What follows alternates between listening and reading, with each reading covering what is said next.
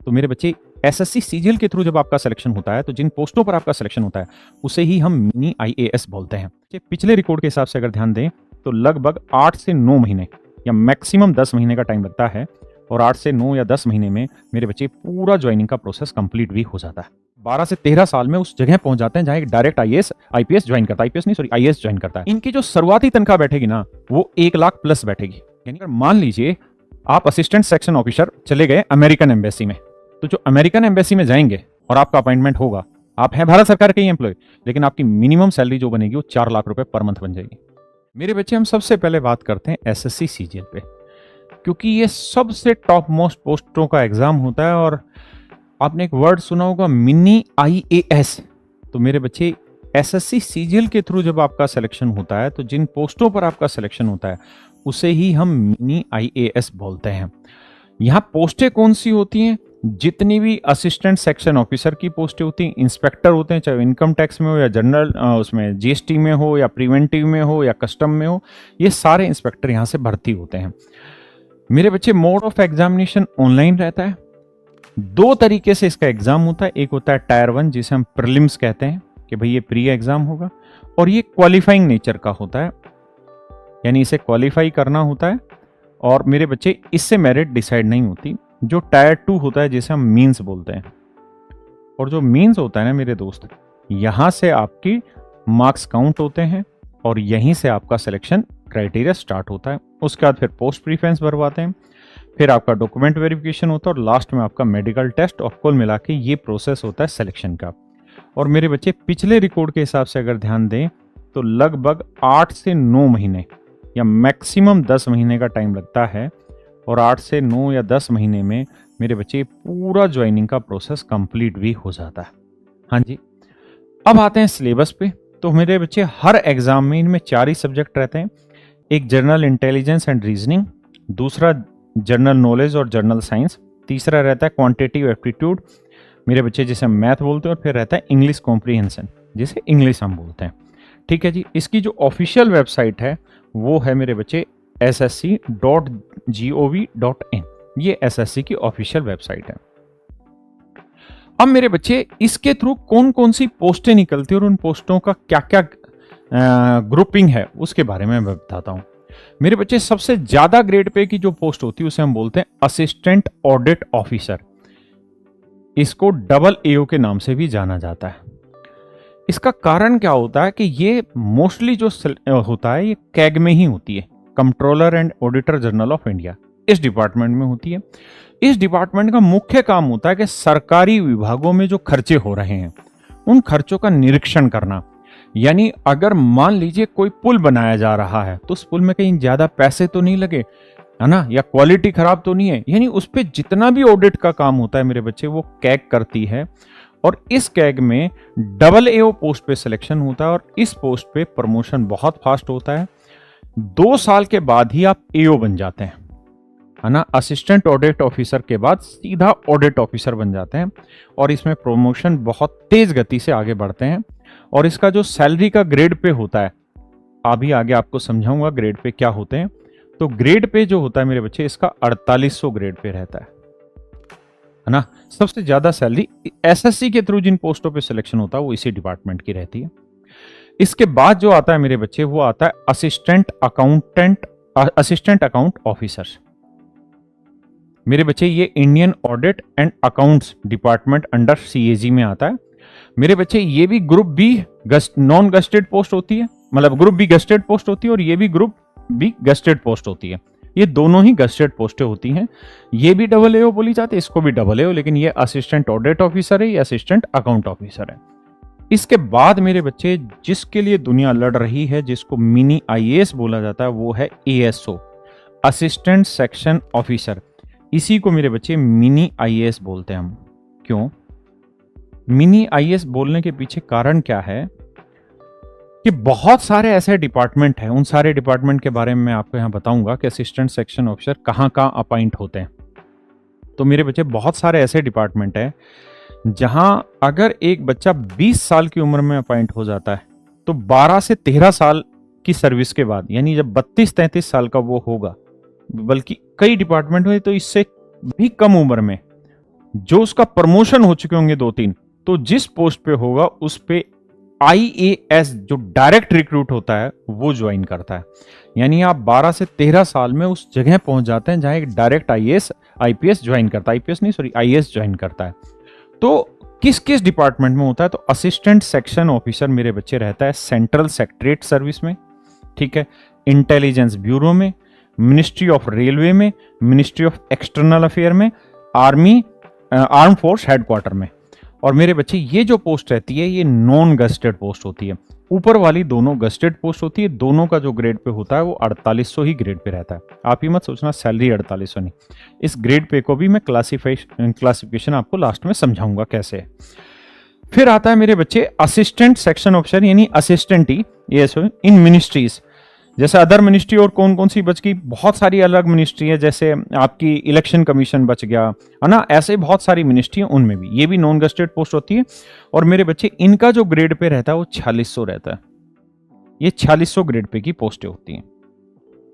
फिर मेरे बच्चे आता है एक असिस्टेंट एनफोर्समेंट ऑफिसर AEO। मेरे बच्चों आपने एक नाम सुना होगा ईडी। इस समय भारत में ईडी सबसे पावरफुल है और आपको जानकर ये हैरानी होगी कि ईडी जो डिपार्टमेंट है, चूंकि नया ही डिपार्टमेंट बना है और संख्या बहुत तेजी से बढ़ रही है, तो ईडी डिपार्टमेंट इकलौता इस समय ऐसा डिपार्टमेंट है जिसमें प्रमोशन सबसे तेज गति से है। और मेरे बच्चे लगभग हर 3 साल के टेन्योर पे प्रमोशन है। तो जो आप ईडी पे असिस्टेंट एनफोर्समेंट ऑफिसर अपॉइंट होते हैं वो मेरे बच्चे डिपार्टमेंट ऑफ एनफोर्समेंट में, डिपार्टमेंट ऑफ रेवेन्यू में अपॉइंट होते हैं। और ये भी अच्छा मतलब बहुत डिमांडेड पोस्ट होती है बच्चों द्वारा। और group B non gazetted post है। जितनी भी बाकी पोस्टें सारी नॉन गस्टेड ग्रुप बी में ही काउंट हो रही है, लेकिन कुछ पोस्टें ग्रुप सी की भी है। फिर आता है मेरे बच्चे इंस्पेक्टर सेंट्रल एक्साइज इंस्पेक्टर, जिसे हम मेरे बच्चे जीएसटी इंस्पेक्टर भी बोलते हैं या बहुत सारी जगह हम कस्टम इंस्पेक्टर भी बोलते हैं। किसी किसी स्टेट में कस्टम होता है, किसी किसी स्टेट में एक्साइज ड्यूटी रहती है। जिस स्टेट्स की बॉर्डर समुद्र से टच होता है मेरे बच्चे वहां कस्टम भी रहता है। और कुछ ऐसी भी स्टेट है जहां डायरेक्ट भी कस्टम इंस्पेक्टर रहते हैं। तो मेरे बच्चे कस्टम इंस्पेक्टर, जीएसटी इंस्पेक्टर, जिस पोस्ट पे मेरा खुद का सिलेक्शन हो, मैं भी जीएसटी इंस्पेक्टर की पोस्ट पे ही काम करता था पहले, तो जीएसटी इंस्पेक्टर इस पोस्ट पे यहां पे सिलेक्शन होता है। फिर आता है मेरे बच्चे इंस्पेक्टर प्रिवेंटिव ऑफिसर और एक मेरे बच्चे आगे जाके आएगा एग्जामिनर। ये ऐसी पोस्टें हैं जिनका मोस्टली जो अपॉइंटमेंट रहना है वो कोस्टल एरियाज वाले स्टेट्स में रहना है, जैसे महाराष्ट्र हुआ, गुजरात हुआ, तमिलनाडु हुआ और इसी तरीके से बाकी चेन्नई वगैरह सारी जगह रहते हैं। अच्छा, इसी के अंदर मेरे बच्चे इंस्पेक्टर सेंट्रल एक्साइज वाले, इसी में हमारा इनकम टैक्स इंस्पेक्टर भी यहीं से अपॉइंट होता है। एक एग्जामिनर हुआ वो भी यहीं से अपॉइंट होते हैं। ये सारे कोस्टल एरिया में रहते हैं और ये इनकम टैक्स इंस्पेक्टर और जीएसटी इंस्पेक्टर ये सारे सिविल एरिया में रहते हैं, नॉन गस्टेड पोस्ट रहती है।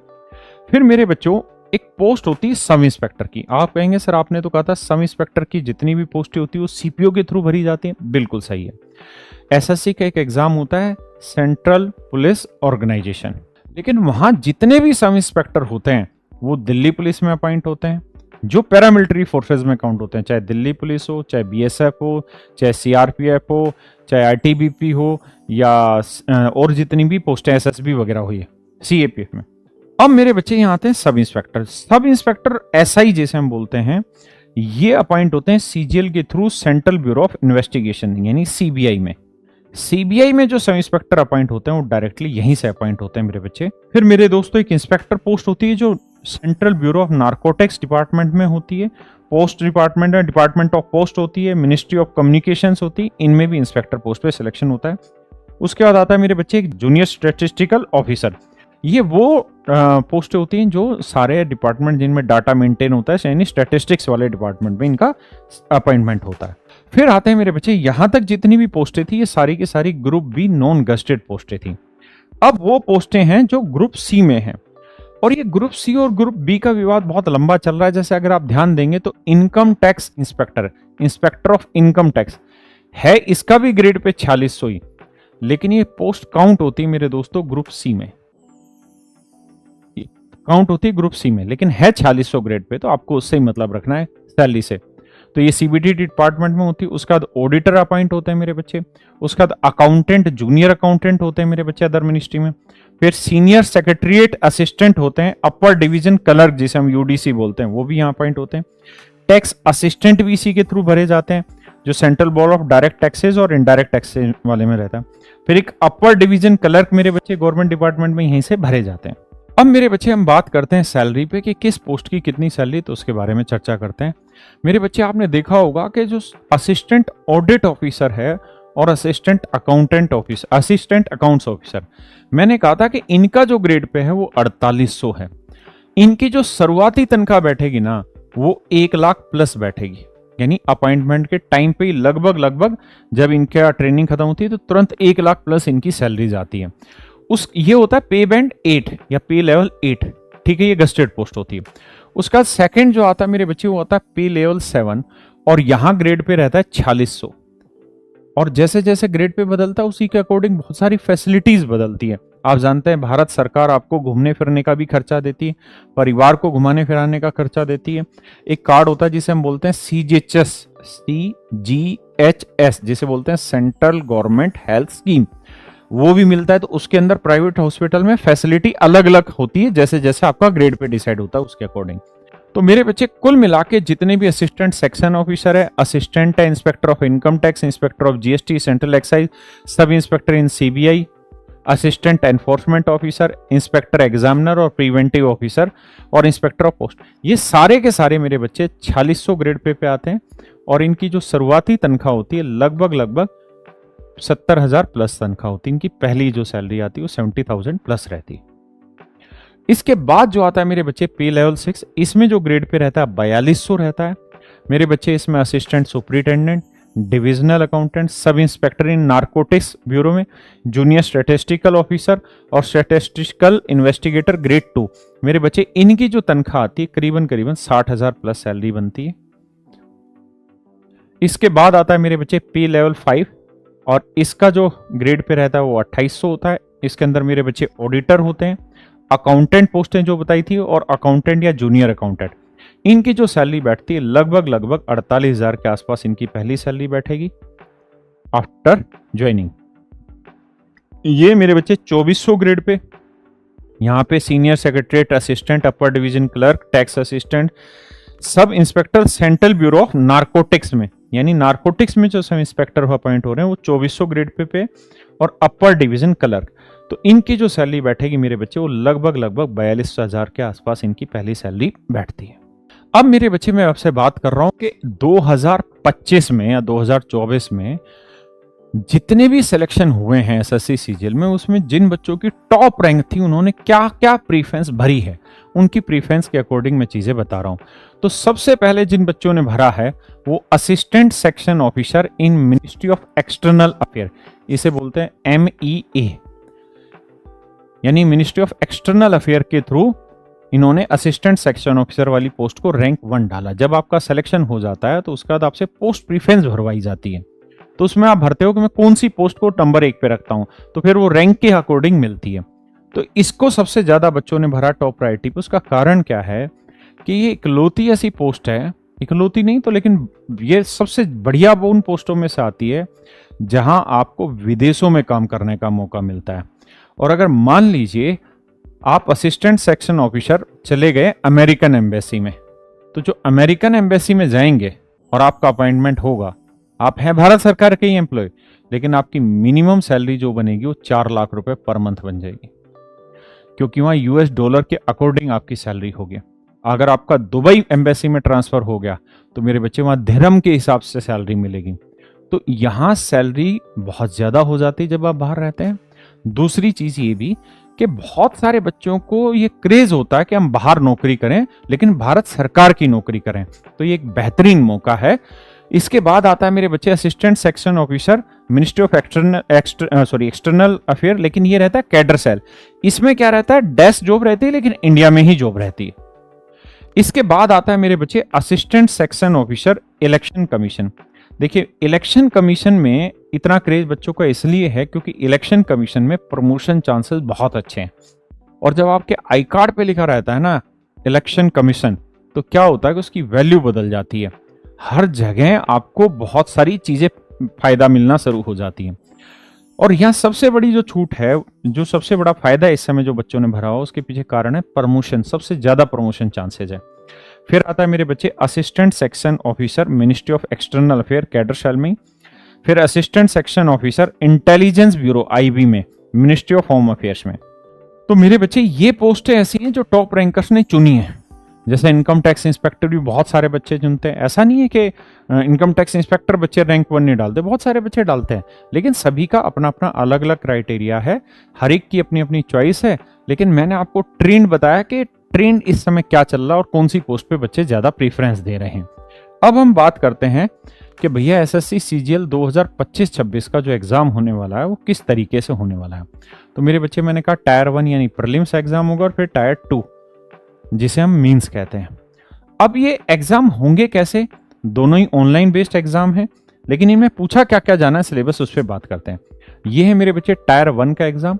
टायर 1 का जो एग्जाम रहेगा, इसमें रीजनिंग के 25 सवाल होंगे, जीएस के 25 सवाल होंगे, क्वांटिटेटिव एप्टीट्यूड यानी मैथ के 25 सवाल होंगे और इंग्लिश कॉम्प्रीहेंशन के 25 सवाल होंगे। और हर सवाल 2 नंबर का होगा और 60 मिनट में आपको करना होगा, यानी 200 नंबर का पेपर होगा और 1 घंटे में आपको करना होगा। अगर हम मेरे बच्चे जर्नल बच्चे की बात करें, तो जर्नल बच्चा जो है अनरिजर्व कैटेगरी का, उसकी जो मेरिट गई थी वो लगभग 153 गई थी। यानी हम ये कह सकते हैं कि 153 प्लस स्कोर जिस बच्चे का प्री में आया वही मींस के लिए क्वालिफाई हो पाएगा। और मेरे बच्चे, इसके अंदर हर गलत उत्तर के लिए 0.5 मार्क्स कटेंगे और हर सही उत्तर के लिए 2 नंबर आपको मिलेंगे। अब मेरे बच्चे, हम बात करते हैं मींस के पेपर की। तो देखो यार, मींस के पेपर में हम 3 सेक्शन रखते हैं। पहला जो सेक्शन रहता है उसमें मॉड्यूल 1 और मॉड्यूल 2 होता है, जिसमें मैथ के 30 सवाल आते हैं और रीजनिंग के भी 30 सवाल आते हैं और कुल मिला के ये 60 सवाल रहते हैं। 3 नंबर का एक क्वेश्चन, 180 नंबर का पेपर होता है और ये 60 सवाल 1 घंटे में आपको करना होता है। इसके बाद आता है मेरे बच्चे सेक्शन 2, मॉड्यूल 1 और मॉड्यूल 2 होता है। इसमें मेरे बच्चे मॉड्यूल 1 में इंग्लिश का पेपर होता है जिसमें 45 सवाल आते हैं, जीएस का पेपर होता है जिसमें 25 सवाल आते हैं। तो कुल मिला के यहाँ 70 सवाल हुए और 3 नंबर के हिसाब से 210 नंबर का पेपर हुआ। 1 घंटे का यहाँ पेपर होना है। और जो सेक्शन 3 है वो मेरे बच्चे मॉड्यूल 1 है कंप्यूटर नॉलेज का, क्योंकि मस्ट है कि हर एक बच्चे को बेसिक कंप्यूटर साइंस आता हो, लेकिन ये क्वालिफाइंग नेचर का है। 20 सवाल आते हैं, 60 नंबर का पेपर होता है, 15 मिनट का टाइम मिलता है। और जो मॉड्यूल 2 रहता है वो रहता है टाइपिंग स्पीड के लिए, और ये भी मेरे बच्चे क्वालिफाइंग रहता है। तो ये दोनों के दोनों पेपर क्वालिफाइंग रहते हैं। अब हम बात करते हैं कि सर जो मींस रहता है, मींस में किस चीज की कितनी परसेंटेज है। तो मेरे बच्चे, इंग्लिश जो सब्जेक्ट है उसका वेटेज 35% है, जीएस जो सब्जेक्ट है उसका वेटेज मेरे बच्चे 19% है, रीजनिंग का मेरे बच्चे 23% और मैथ का मेरे बच्चे 23% है। तो कुल मिला के ये वेटेज है मींस में जो आने वाले पेपर हैं उसका। और कुल मिला के 1 घंटा यहाँ 1 घंटा यहाँ, यानी 2 घंटे का ये पेपर होता है। ठीक है जी। और मेरे बच्चे, आपको बताया कि हर एक सवाल 3 नंबर का है और गलत उत्तर के लिए 1 नंबर कटेगा। अब आगे आते हैं मेरे बच्चे, मैंने कहा था स्टैटिस्टिक्स के लिए। स्टैटिस्टिक्स के लिए जरूरी है, उसका अलग से पेपर होता है, 100 सवाल आते हैं, 2 नंबर का एक सवाल रहता है, 200 नंबर का पेपर होता है।